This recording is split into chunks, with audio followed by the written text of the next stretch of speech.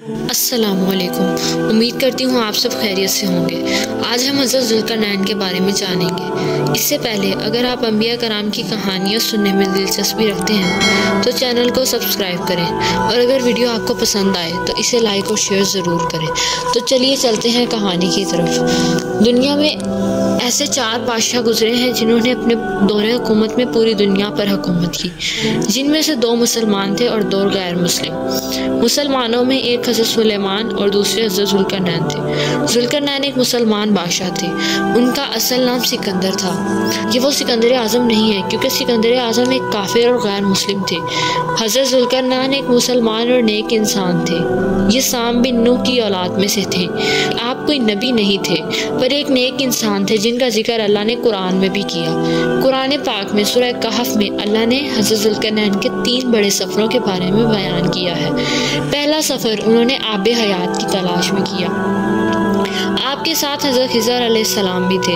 حضرت خضر آب حیات کے اس چشمے کے پاس پہنچ گئے اور پانی بھی پی لیا، جبکہ حضرت ذوالقرنین کو آب حیات نہ مل سکا اور آپ کا سفر جاری تھا۔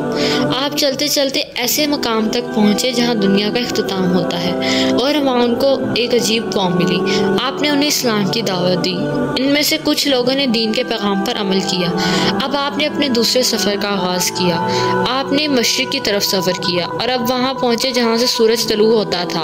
وہاں آپ نے دیکھا کہ ایک ایسی قوم ہے جن کے پاس کوئی مکانات نہیں ہیں۔ یہ لوگ دن میں غاروں میں رہتے ہیں اور رات میں غاروں سے باہر آ جاتے ہیں۔ آپ نے انہیں بھی اسلام کی دعوت دی۔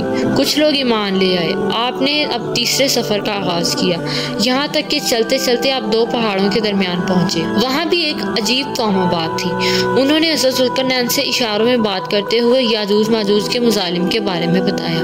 پھر آپ سے مدد مانگی کہ آپ ہماری ان ظالموں سے جان بچائیں۔ یاجوج ماجوج حضرت نوح کے بیٹے یافس کی اولاد ہیں۔ ابتدا میں یاجوج ماجوج اپنے علاقے میں فساد مچاتے تھے، لیکن یہ بعد میں ارد گرد کی آبادیوں میں بھی فساد مچانے لگے۔ حضرت ذوالقرنین نے لوہے کی چادریں منگوا کر اس میں تانبا ملا کر ایک مضبوط دیوار بنائی تاکہ یاجوج ماجوج کو 2 پہاڑوں کے درمیان قید کر دیا جائے۔ اس بارے میں قرآن میں بھی بتایا گیا ہے۔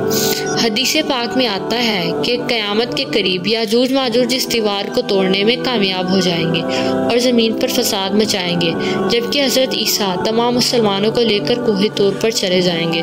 پھر حضرت عیسیٰ کی دعا سے ان لوگوں کی گردنوں میں کیڑے پیدا ہو جائیں گے اور یہ سب ہلاک ہو جائیں گے۔ اس طرح زمین پر دوبارہ امن قائم ہو جائے گا۔ یاد رہے کہ ذوالقرنین کا معنی 2 سمتوں والا ہے، کیونکہ حضرت ذوالقرنین نے دنیا کے 2 کونوں تک سفر کیا، اس لیے آپ کو ذوالقرنین کہا جاتا ہے۔ اگر آپ مزید اس طرح کی ویڈیوز دیکھنا چاہتے ہیں تو چینل کو سبسکرائب کریں، اور اگر آپ کو ویڈیو اچھی لگی ہو تو اسے لائک اور شیئر ضرور کریں۔